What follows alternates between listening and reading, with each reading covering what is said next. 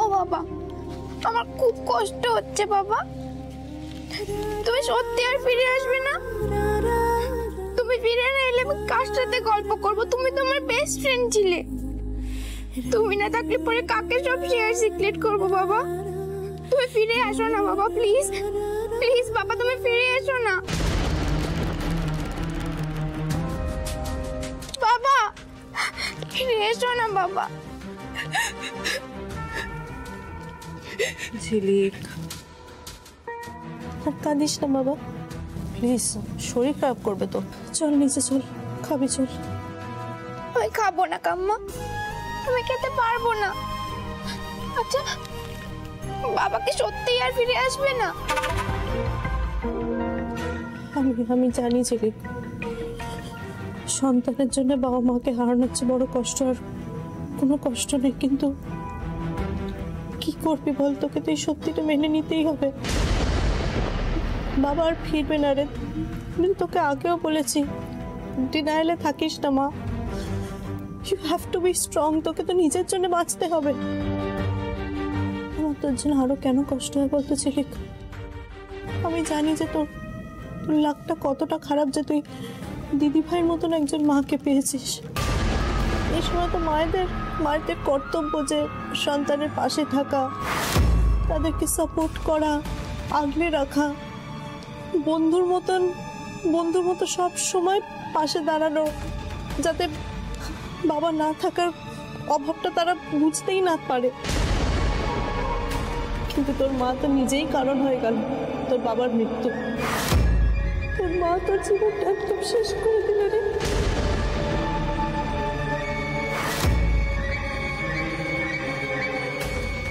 আমি মাকে কোনোদিনও ক্ষমা করতে পারবো না। আমি একদম ঠিক করেছে মাকে বকে। ঝিলি, আর মন খারাপ করিস না বাবা, কি করবি বল, তোর মাটাই এরকম। তবে একটা কথা বলবো, তুই খুব লাকি যে তোর কাছে আরো একজন আছে যার সঙ্গে তুই সব সিক্রেট শেয়ার করতে পারিস। কে কাম্মা? সানি। আর মন খারাপ করিস না, ডিনার করে ওকে একটা কল কর, সব শেয়ার কর, তোর মন হালকা হবে। হ্যাঁ, আর কাঁদিস না। হ্যাঁ,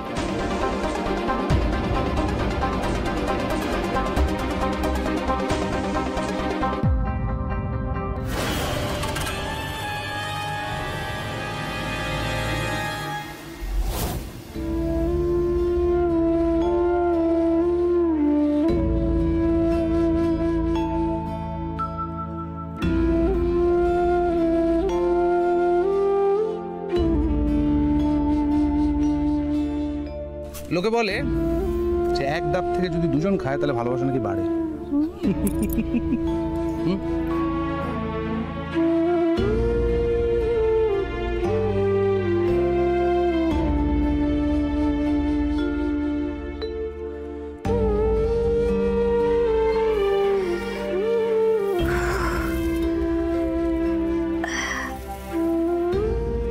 পিঠটা তো ব্যথা করছে কেন?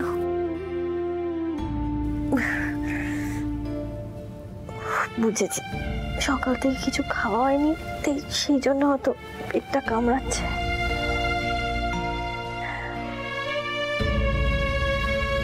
জল তেষ্টাও পেয়েছে, একটু জল খাই।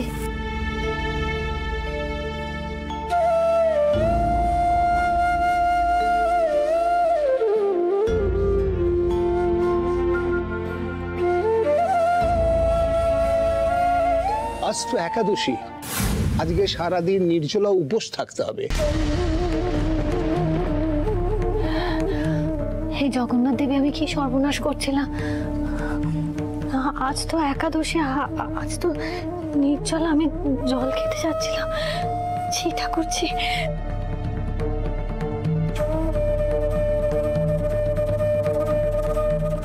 অন্যায় করে ফেলছিলাম আমি। একাদশীতে তো কিছু খাওয়া চলে না, জল খেতে নেই, আমি কি কাণ্ড করছিলাম।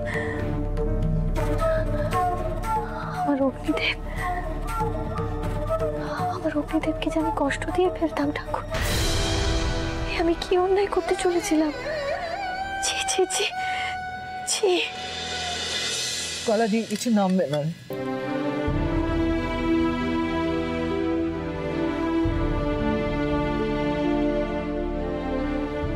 হে কি বাবা, তুমি এমন ভাতটা নিয়ে নাড়াচাড়া করছো কেন? একটুখানি মুখে তোলো। তোমরা এসে গেছো, আমি ভাত বেড়ে দিচ্ছি।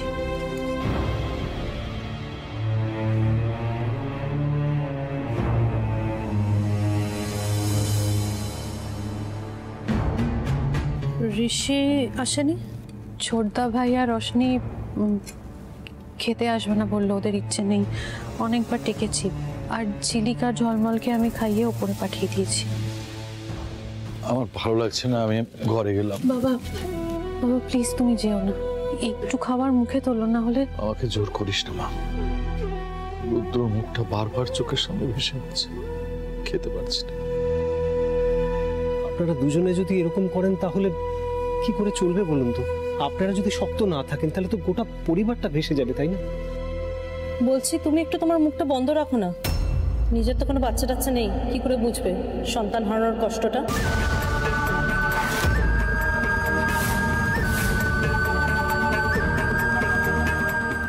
ছোট বৌদি, ডাক্তার তো বলেছিল বাবা মায়ের খাওয়া দাওয়া একদম অনিয়ম না করতে, তো কিন্তু সেই কাজটাই করছিল। বলো তাহলে তুমি কেন এভাবে এসব কথা বলছো?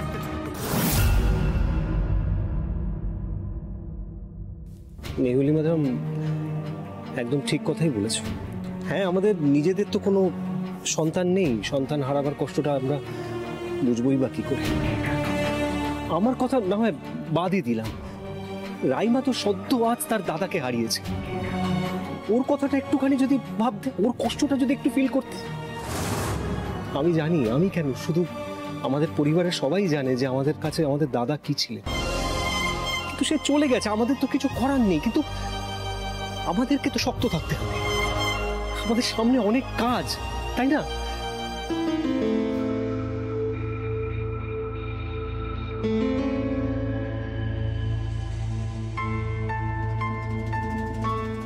এগুলো কি খাবার?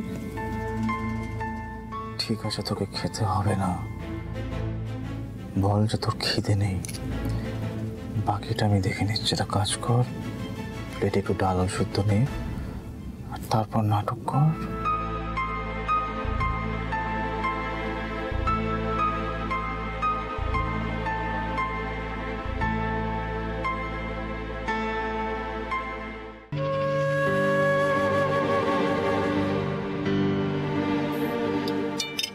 কি হলো ভাই, কষ্ট হচ্ছে, খেতে পারছিস না?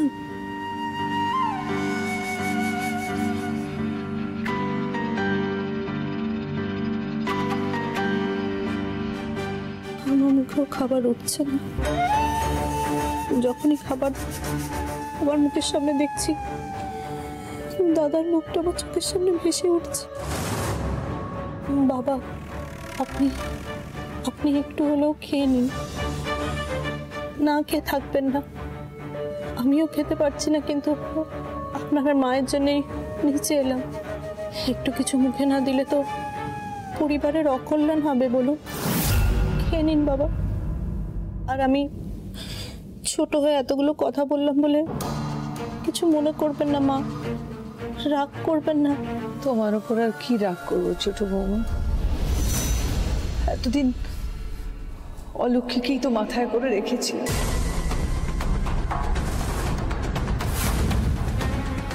লক্ষ্মীকে তো চিনতেই পারি।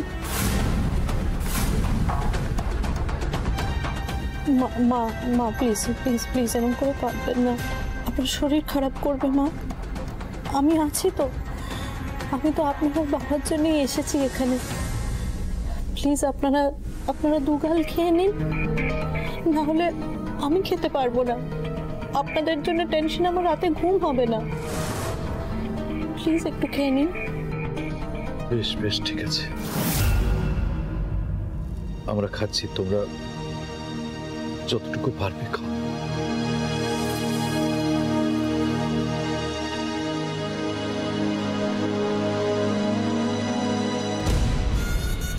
ভালো করে খান আঙ্কেল, বলির পাঠাদের পরে আপনারই নাম আসছে।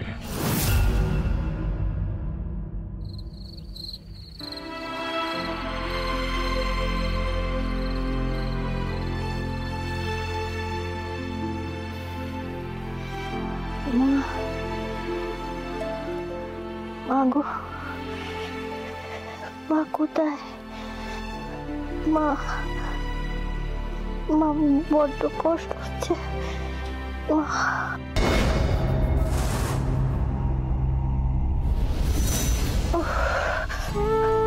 অগ্নিদেব, অগ্নিদেব ঠান্ডা লাগছে গো, একটু চাদরটা দাও না, একটু গায়ে চাদরটা দিয়ে দেবে, খুব শীত করছে। বেশ হয়েছে, ঠিক হয়েছে। রিয়ান, সেই এই সিনটা তো ডেলি সোপের থেকে বেশি ইন্টারেস্টিং। খুব খুশি হয়েছে রিয়ান, আমি খুব খুশি হয়েছে। অগ্নিদেব, ঝিলিক কোথায় গেল সবাই? ঝিলিক আয় না, ঝিলিক। ও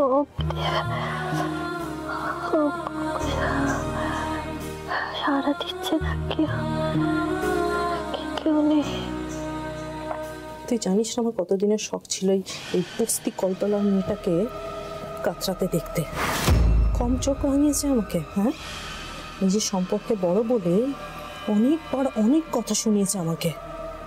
এবার দেখ কেমন লাগে। এইভাবেই জ্বালায় যন্ত্রণায় জ্বরে পুড়ে মর, তুই মরে যাও, মরলে শান্তি পাবো আমি। আরে রিল্যাক্সেস, সবে তো খেলার শুরু, আসল খেলা তো এখনো শুরুই হয়নি।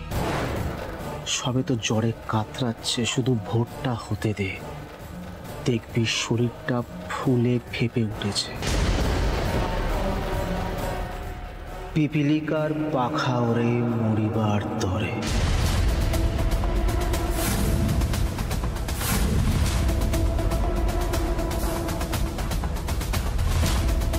আলো সিংহরায় অনেক অপমান করেছো আমায়, এবার তার 4 গুণ যন্ত্রণা দিয়ে তোমাকে তিলে তিলে মারব।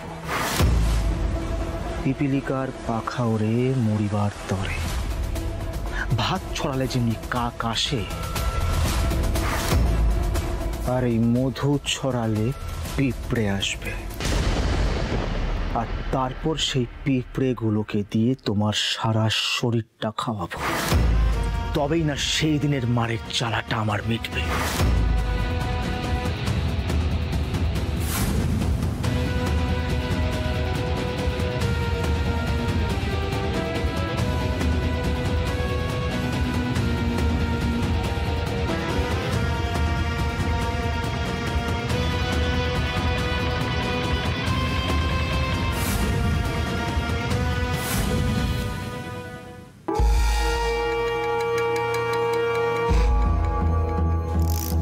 এই খড়ের গাদায় এই মধুর গন্ধে পিল পিল করে সব পিঁপড়েগুলো আসবে, আর তারপর তোমার সারা শরীরটাকে খুঁটে খুঁটে খাবে। ওফ বৌদি,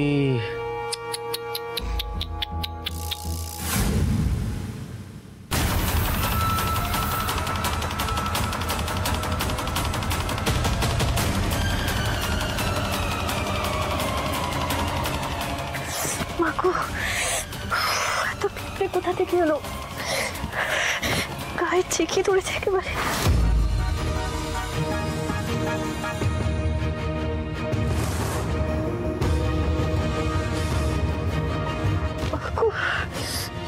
গায়ে চেকে ধরেছে, এত পিঁপড়ে কোথা থেকে এলো?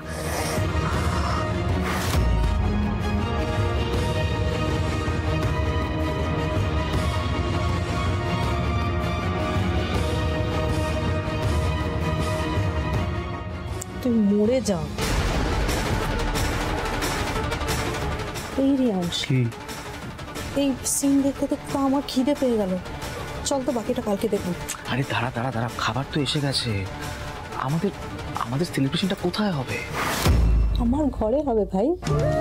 বাবার তো শরীর খারাপ, ঋষি ঘুমোচ্ছে বাবার ঘরে, আর আমার ঘর কমপ্লিটলি খালি পার্টির জন্য। লাভলি। আলু সিংহ রায়, এবার তুমি মরবে খিদে আর পিঁপড়ের কামড়ের জ্বালায়, আর আমরা ওদিকে করবো চিয়ার্স।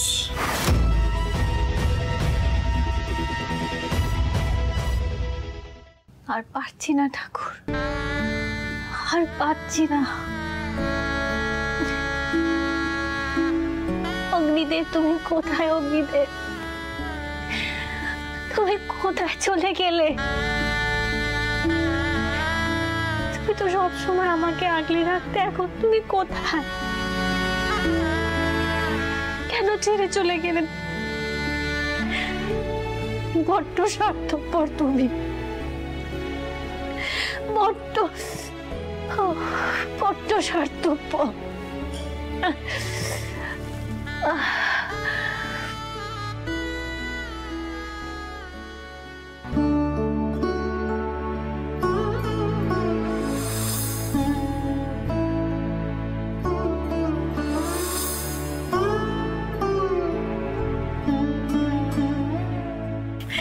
I love you. অপয়া অলক্ষিণে কোথাকার, চলে যাও আমার চোখের সামনে থেকে। বৌদি ভাই, আমি তোমার জন্য কিচ্ছু করতে পারলাম না বৌদি ভাই। তোমাকে সবাই কত অপমান করলো, কত কিছু বললো, কত কষ্ট দিল, তাও আমি কিছু করতে পারলাম না বৌদি ভাই। আমি কিচ্ছু করতে পারলাম না। আমাকে তুমি ক্ষমা করে দিও। আমি তোমায় খুব ভালোবাসি বৌদি ভাই, খুব ভালোবাসি। তুমি ছাড়া কেউ নেই আমার এবার।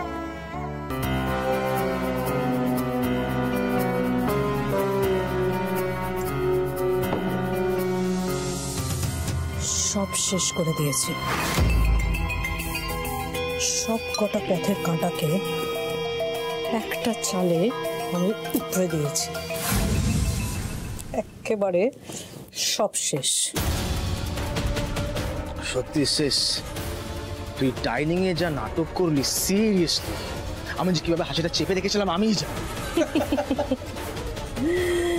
রিয়াংশ ভাই আমার, তুই এখনো না বোকা আছিস জানিস তো? তুই জানিস না যে কোনো জন্তুকে জবাই করার আগে তাকে ভালো করে ম্যাসাজ করতে হয়, গা হাত পা মালিশ করতে হয়, ভালো ঘাস খাওয়াতে হয়, তবেই না জবাই করার মজা। আচ্ছা সে তো বুঝলাম, কিন্তু সিস এবার তুই আসল কাজটা প্লিজ আমার জন্য কর। আমার আর রশনির বিয়েটা পাকাপাকি করে ফেল। আরে বাবা, আলো বুদ্ধি আমার মুখ থেকে যেভাবে খাবারটা ছিনিয়ে নিয়েছিল, আমার ভাবলেই মাথাটা গরম হয়েছে। ও রিয়াংশ, চিল করবি? তোর এই সারাক্ষণ বিয়ে পাগলা ব্যাপারটা আমার আর ভালো লাগছে না। তুই বুঝিস না কেন ভাই? সব জিনিসের একটা টাইম আছে, সবটাকে সেট করতে হবে তো। শোন, যে কোনো ভালো জিনিস পাওয়ার আগে না অনেক কাঠখড় পোড়াতে হয়, টাইম লাগে। দেখছিস না ওই আলো সিংহ রায় বারবার বাড়িতে ফিরে আসছে। ওকে আগে পার্মানেন্টলি বাড়ির থেকে বিদায় করি, তারপরে তোর জন্য অনেক সারপ্রাইজ আছে ভাই। চিয়ার্স দেন। চিয়ার্স।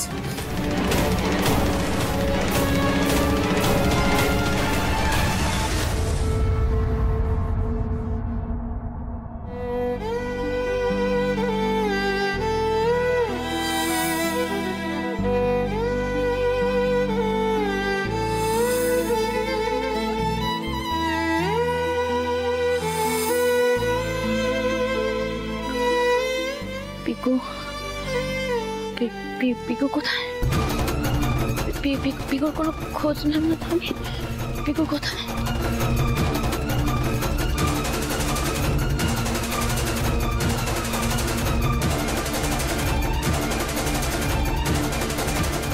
আপনি যে নম্বরে কল করেছেন সেটি এখন সুইচ অফ আছে। সুইচ অফ কেন বলছে? পিকুটা কোথায়? পিকু সুইচ অফ কেন বলছে? পিকু ফোনটা কোথায়? কাকে ফোন করবো? কাকিমার নাম্বারটা কোথায়? কাকিমা,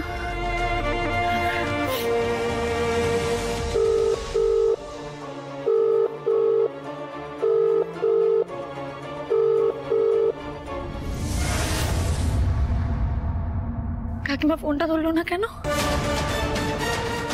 কাকিমা ফোনটা ধরলো না কেন? আমি কেন পিকুর কোনো খোঁজ পাচ্ছি না? পিকু কোথায়? তুই কোথায়?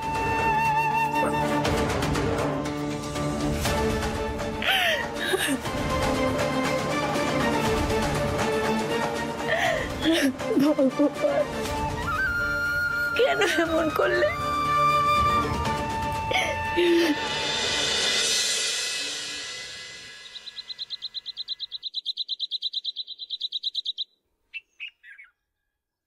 এই রে, জল শেষ হয়ে গেছে, জল আনতে হবে। আমার কপালটাই খারাপ ছোট বৌমা, নাহলে সকাল সকাল এরকম অপয়ামের মুখ দেখতে হয়। মা মা আপনি শান্ত হন। আপনি কেন উত্তেজিত হচ্ছেন? আপনি শান্ত হন, আপনার নাহলে শরীর খারাপ করবে। মা কি করবো এই শরীরটা নিয়ে বলতে পারো? আমার ছেলেই চলে গেল, আমার হচ্ছে কেন মরণ হয় না কে জানে। দিনের পর দিন ছেলের খুনিকে চোখের সামনে দেখছি, অথচ কিচ্ছু করতে পারছি না। এরকম বলবেন না মা, আপনার কেন কিছু হবে? ওকে ওকে পড়ে থাকতে দিন, ওর মতো পড়ে থাকতে দিন। আপনি আসুন, আমার সাথে আসুন। আমি বলছি শোনো, এই অলক্ষী মেয়েটা ছায়া যতদিন এই বাড়ির চৌহদ্দির মধ্যে থাকবে না, এই সবার অনিষ্ট হবে। কবে যে এর হাত থেকে মুক্তি পাবো কে জানে।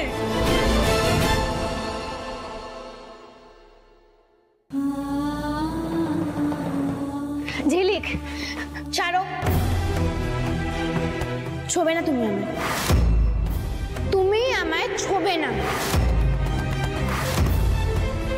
কেন ঝিলিক? তুমি শুধু বাজে নাও, তুমি খুব বাজে।